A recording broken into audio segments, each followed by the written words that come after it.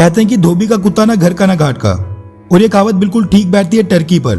मुस्लिम उम्मा का खलीफा बनने के चक्कर में पागलपन का खुमार अब इतना चढ़ चुका है कि टर्की के राष्ट्रपति एर्दोगन को ये बिल्कुल समझ नहीं आ रहा कि सामने फ्रांस और भारत खड़े हैं कि उसके चड्डी बड्डी दोस्त पाकिस्तान और चाइना।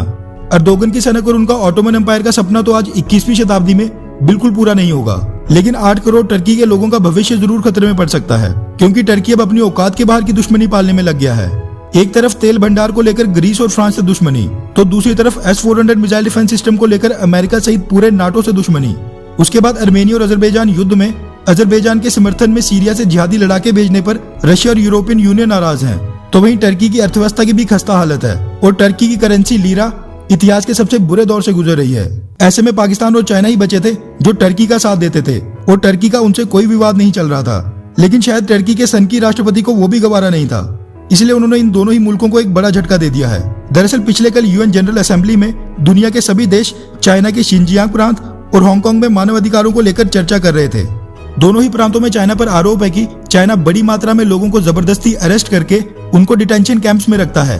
चाइना के शिनजियांग प्रांत में तो हालात इतने बुरे हैं कि वहां पर मुस्लिम धर्म के लोगों को लंबी दाढ़ी रखने की भी इजाजत नहीं है, और पिछले कई समय से चाइना वहां की मस्जिदों को सार्वजनिक शौचालय या फिर बार और रेस्टोरेंट में बदल रहा है।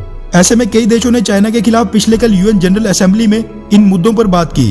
टर्की ने शिनजियांग प्रांत में हो रहे मुसलमानों पर अत्याचार पर चाइना की खुलकर कड़ी आलोचना की और कहा कि चाइना उनको बराबरी का अधिकार दे और उन पर होने वाले जुल्मों को तुरंत रोके, वरना उसने धमकी देते हुए कहा कि OIC यानी कि ऑर्गेनाइजेशन ऑफ इस्लामिक कॉर्पोरेशन और यूएन को कार्रवाई भी करनी पड़ेगी। इसी के साथ टर्की ने उन सभी देशों को भी लताड़ लगाई जो दोगली नीति अपनाते हुए एक मुद्दे पर तो मुसलमानों के हक की बात करते हैं लेकिन दूसरे मुद्दे पर कुछ भी नहीं बोलते।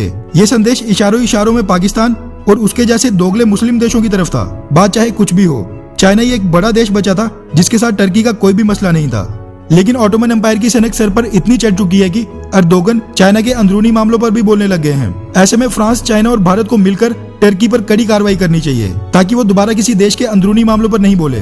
वैसे आपकी इस बारे में क्या राय है, नीचे कमेंट करके जरूर बताएं।